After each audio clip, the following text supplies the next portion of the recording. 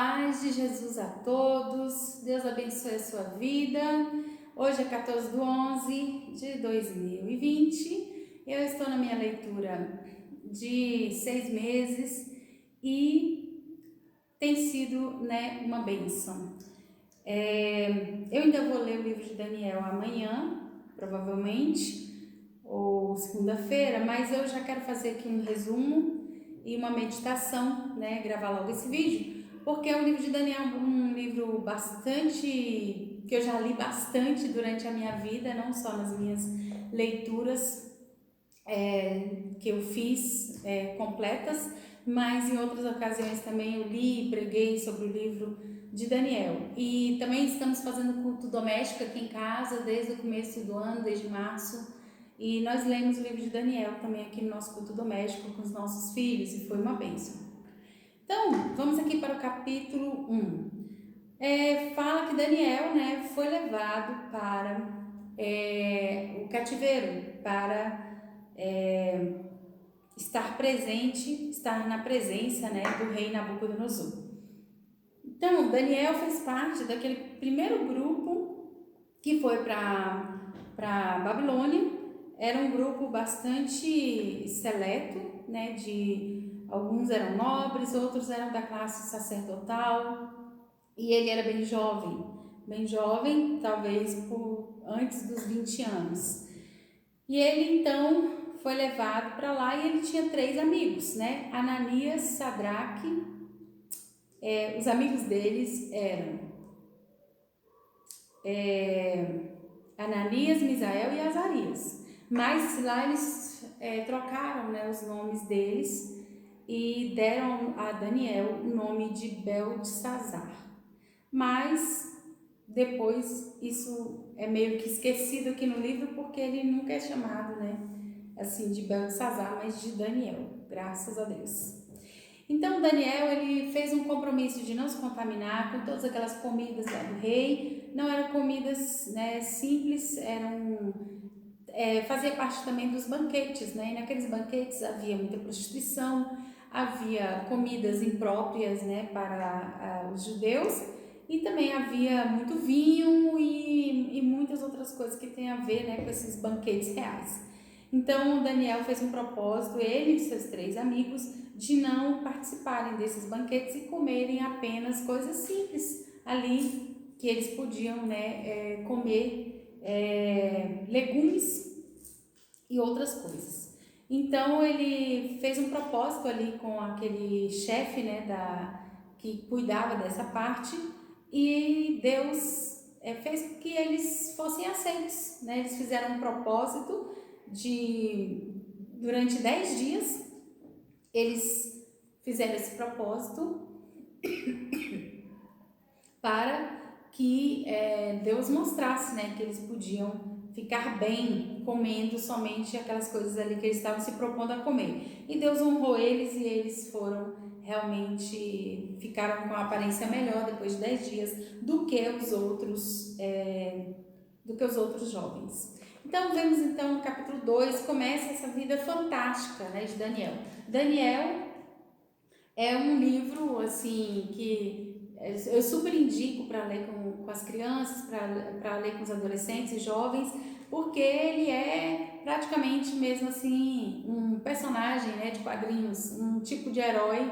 E aqui no caso, porque Deus tinha um grande propósito na vida de Daniel, e Deus fazia coisas tremendas, por meio da vida de Daniel, e coisas tremendas, aconteciam. Como nesse capítulo 2 aqui, em que ele interpretou um sonho que o Nabucodonosor não se lembrava do sonho. Olha que coisa mais inédita. O Nabucodonosor teve um sonho, não se lembrava do sonho, e forçava então ali os magos da Babilônia a que contassem para ele o sonho. E então Daniel pediu um tempinho para que ele orasse, e ele foi orar, e Deus revelou para Daniel qual era o sonho de Nabucodonosor, e Deus ainda também deu a interpretação. Uma das características mais tremendas da vida de Daniel é que ele conseguia, com a ajuda de Deus, do Espírito Santo, interpretar estes sonhos, Então, vamos ver o que acontece aqui no capítulo 3. No capítulo 3, fala da história dos 3 amigos de Daniel e não fala de Daniel. Daniel não estava aqui nessa situação, talvez ele estivesse fora dessa cidade, né? Não estava aqui neste momento, mas fala somente dos seus 3 amigos que foram presos e lançados na fornalha, porque Nabucodonosor, né, como os reis daquela época, tinham um ego muito grande. Resolveu, né, o Nabucodonosor fazer uma grande estátua para que todos se prostrassem diante daquela estátua, mas esses 3 amigos de Daniel resolveram não se prostrar diante daquela estátua e foram então lançados na fornalha. E aqui aconteceu, né, um milagre tremendo, porque Deus enviou o seu anjo, né, e salvou, né, os 3 amigos de Daniel. E eles tiveram um livramento tremendo, e o próprio Nabucodonosor teve que reconhecer, né, no final do capítulo 3, bendito seja o Deus de Sadraque, Mesaque e Abednego, que eram aqueles 3 amigos lá de Daniel, né? Por isso que é importante você ler o livro todo. Lá no início fala que os nomes deles foram mudados, né? Os nomes deles eram Ananias, Misael e Azarias. E aqui é citado, né, no versículo 28 do capítulo 3, é citado os nomes deles, os nomes que tinham sido mudados, né? Então, Nabucodonosor era meio assim, excêntrico, né? E Deus usou algumas situações para falar com ele, inclusive por sonhos, né? Nós vamos ver aqui no capítulo 4, que novamente Daniel interpreta um sonho de Nabucodonosor. Então Nabucodonosor sabia quem era o Deus verdadeiro, conhecia o Deus de Israel. Deus falou com eles algumas vezes, mas Nabucodonosor continuava sendo soberbo, continuava achando, né, que ele era que ele estava no mesmo nível de Deus, né, no mesmo nível dos deuses, como se Deus fosse igual àqueles deusezinhos lá que eles tinham, né, lá na Síria, mas não era a mesma coisa. Então, no capítulo 4, no caso aqui, Nabucodonosor conta o sonho e Daniel interpreta o sonho. E aí ele sonha então com uma grande árvore e tal, que depois essa árvore é cortada e tal. E aí o que acontece? O Daniel fala, né, para Nabucodonosor que essa árvore é o próprio Nabucodonosor, que cresceu muito, mas que seria cortado e viveria no meio dos animais. E realmente isso acontece. Nabucodonosor foi avisado por Deus, ele poderia, né, ter se arrependido dos seus pecados, da sua soberba, mas quando passou 12 meses dessa profecia, desse sonho que Daniel deu a interpretação, o Nabucodonosor, ele deixou, né, a soberba entrar no seu coração, e ele então fala aqui, ó, vou ler para vocês, Daniel 4, 29. Ao cabo de 12 meses, andando a passear sobre o palácio real de Babilônia, falou o rei e disse: não é esta a grande Babilônia que eu edifiquei para a casa real com a força do meu poder e para a glória da minha magnificência? Ainda estava a palavra na sua boca quando caiu uma voz do céu: a ti se diz, ó rei Nabucodonosor, passou de ti o reino. Que terrível, hein? Isso aqui, amados, é uma coisa fantástica. Eu acho tremendo ler isso aqui, porque Deus realmente não deixa o soberbo reinar na terra por muito tempo, né? Chega a hora em que Deus fala: passado de ti foi esse reino. Então ele teve uma oportunidade, ouviu de Daniel o conselho, né, de abandonar os seus pecados, de fazer o que era justo, usar de misericórdia para com os pobres, mas ele não guardou a palavra de Daniel. Quando passou 12 meses, ele se ensoberbeceu e Deus o tirou de campo por 7 anos. Por 7 anos ele ficou louco e ficou lá entre os animais. Enquanto isso, o filho dele ficou reinando e depois que ele, desses 7 anos, ele se humilhou e ele foi restaurado ao reino. Então, a partir do capítulo 5, já fala do próximo rei, que provavelmente era o filho de Beltesazar, né? E Beltesazar, então, vinha reinando já há um tempo, porque o seu pai também tinha ficado fora 7 anos, né?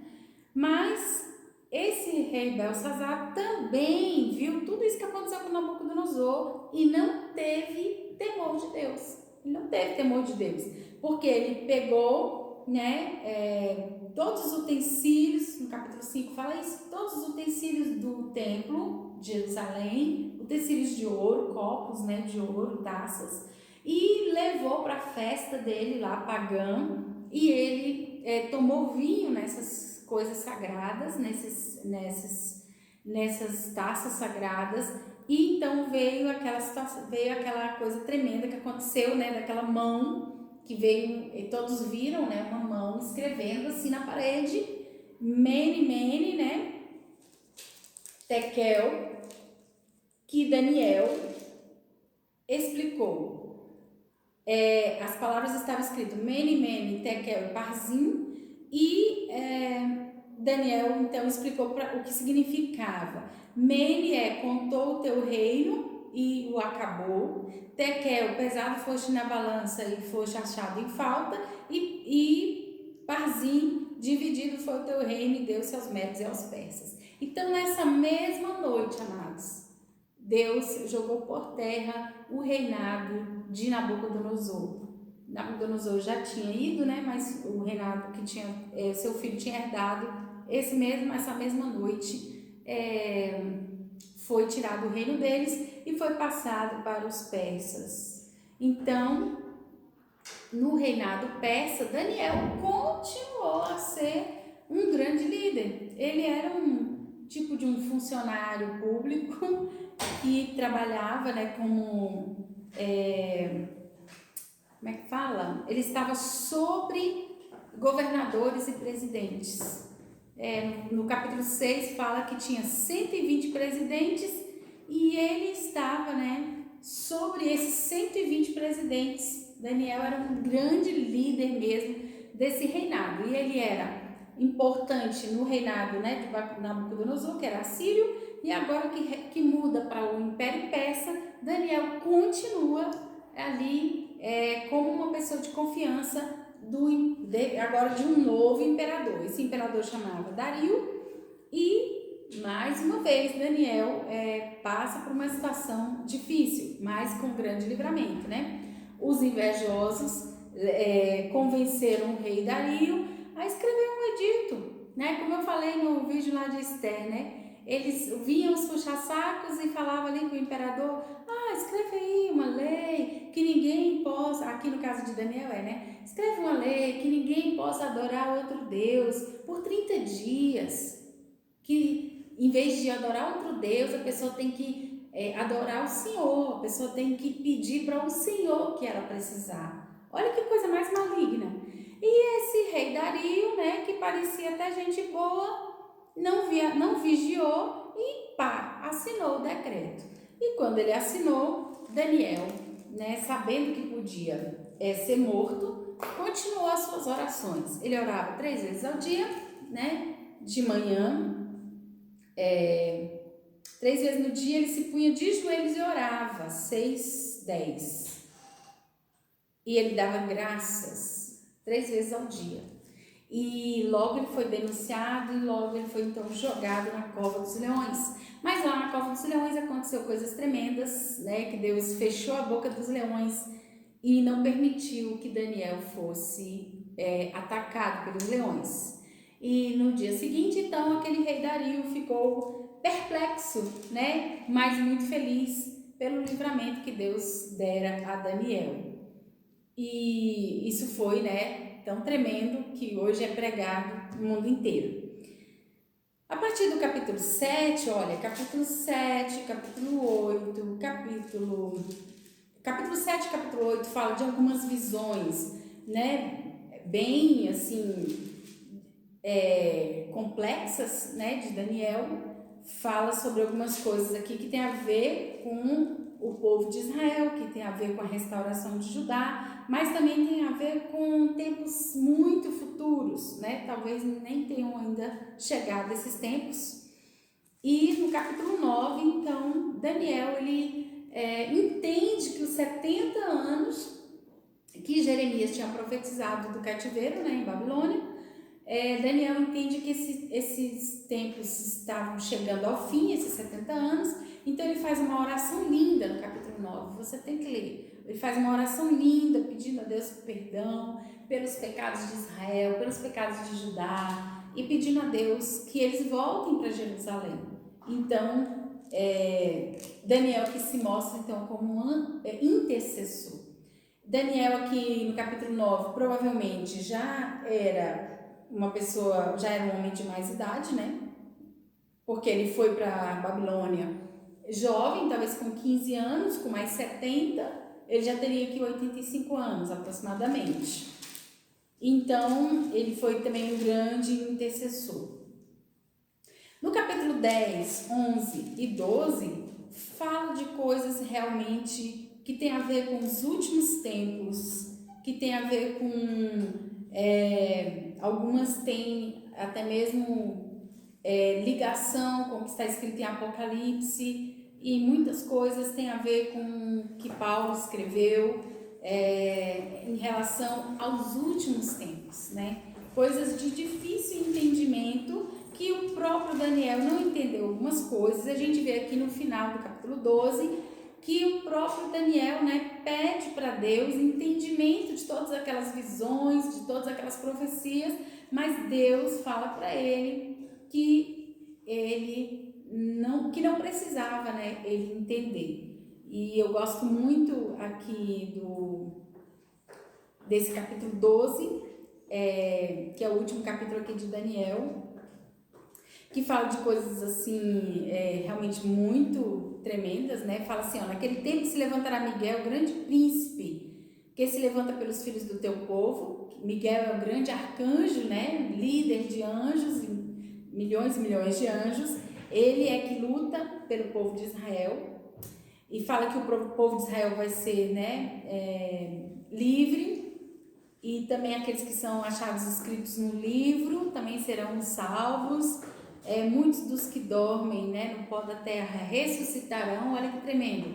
Jesus, anos depois, 400 anos depois, Jesus fala sobre ressurreição. E Daniel aqui falando sobre ressurreição. Não é muito comum os profetas do Antigo Testamento falarem de ressurreição. Mas aqui esse capítulo 12 de Daniel é tremendo, né? Já fala sobre muitas coisas tremendas aqui dos tempos do fim. Então, no último versículo aqui de Daniel 12, fala assim: tu, porém, vai até o fim, porque repousarás e terá na tua sorte no fim dos dias. Então, ele morreu em boa velhice, e a Bíblia não fala aqui no livro de Daniel, nem em outro livro, fala se ele voltou ou não para Jerusalém. Ele viveu, né, a sua vida inteira como um judeu exilado, só passou a sua infância, né, em Jerusalém, mas sempre foi muito comprometido com Deus, muito comprometido com o povo de Deus, né, com o povo de Israel, e cumpriu totalmente o seu ministério. E além de cumprir seu ministério, ainda cumpriu a sua vida profissional, né, sendo sempre ali, sempre estando ali trabalhando perto, bem próximo, né, desses reis que estavam ali reinando ali sobre toda aquela região. Era uma região muito grande que esse império estava reinando, e Daniel estava ali então conciliando a sua vida profética, ministerial com a sua vida profissional. Para mim é um grande exemplo, né, de que é possível, né, fazer muitas coisas nessa vida se a gente estiver na dependência de Deus, se a gente estiver buscando a Deus. Deus nos capacita. Amém? Que Deus abençoe a sua vida, que essa reflexão seja boa para você, e leia o livro de Daniel. Você só lendo que você vai realmente experimentar isso que eu estou falando, que o livro de Daniel é tremendo, é um dos livros preferidos para mim. Amém? Deus abençoe a vida de cada um de vocês e que Deus nos abençoe em tudo. Em nome de Jesus.